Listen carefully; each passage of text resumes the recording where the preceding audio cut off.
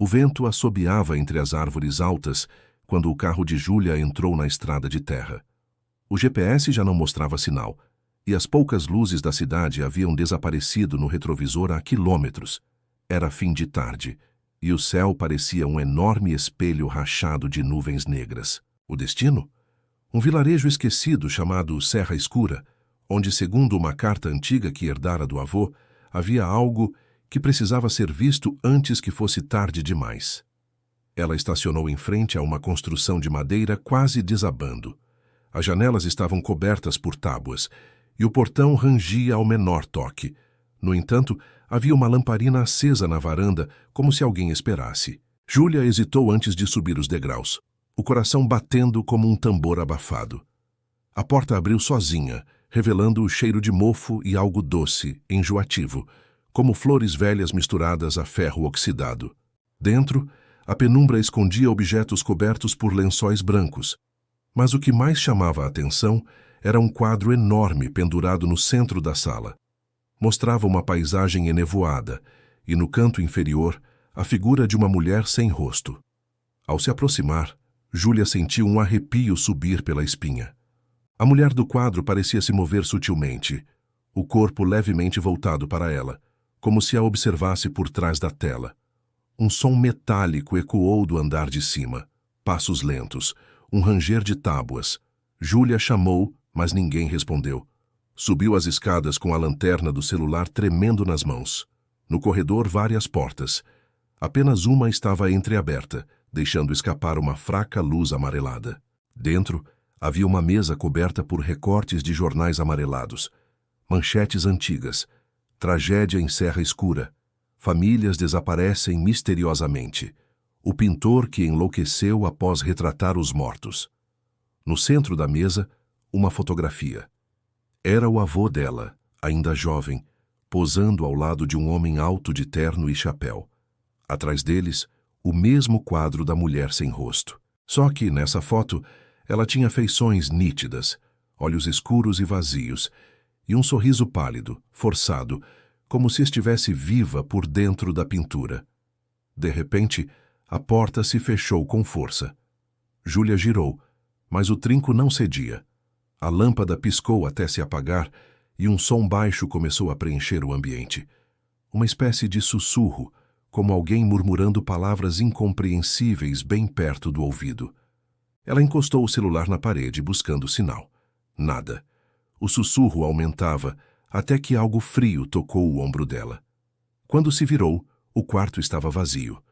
No chão, uma linha de pegadas molhadas começava do nada e seguia até o corredor. Júlia abriu a porta com força e seguiu aquelas marcas, descendo as escadas rapidamente.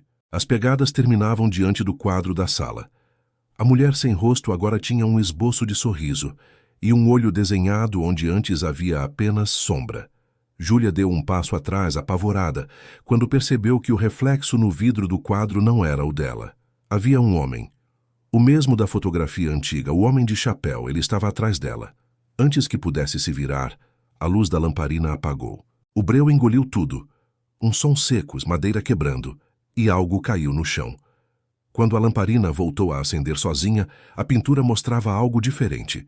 Agora, duas figuras estavam lá dentro.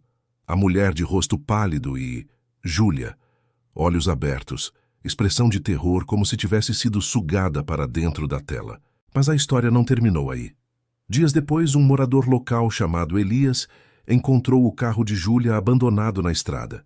Dentro, o banco do motorista estava coberto de uma fina camada de cinzas e no painel havia uma mensagem rabiscada com algo escuro, talvez sangue seco. A verdade está na moldura. Curioso, Elias foi até a casa antiga de Serra Escura. Encontrou-a do mesmo jeito. Portas abertas, silêncio e a lamparina acesa. Ao ver o quadro, ele sentiu o mesmo arrepio. Agora, a mulher sem rosto, o homem de chapéu e Júlia estavam lado a lado, observando-o. A moldura tinha inscrições que antes não existiam, gravadas em baixo relevo, como se algo tivesse sido escrito por dentro da madeira. As palavras em latim diziam Omnia in imagine manent. Tudo permanece na imagem. Elias deu um passo atrás, tropeçando numa caixa velha.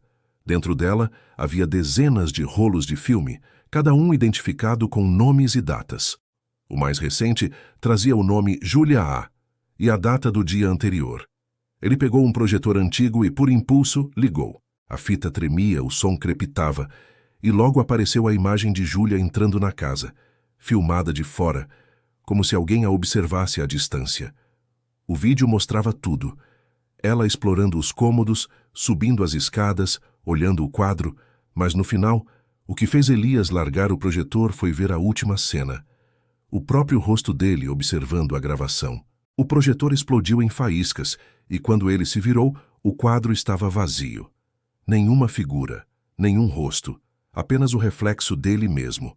No entanto, ao se aproximar, percebeu que seu reflexo não se movia igual. O homem dentro da pintura continuava o encarando, imóvel, com um sorriso gelado. Elias correu até a porta, mas o portão havia desaparecido. A janela mostrava uma escuridão sólida, sem horizonte, sem vento.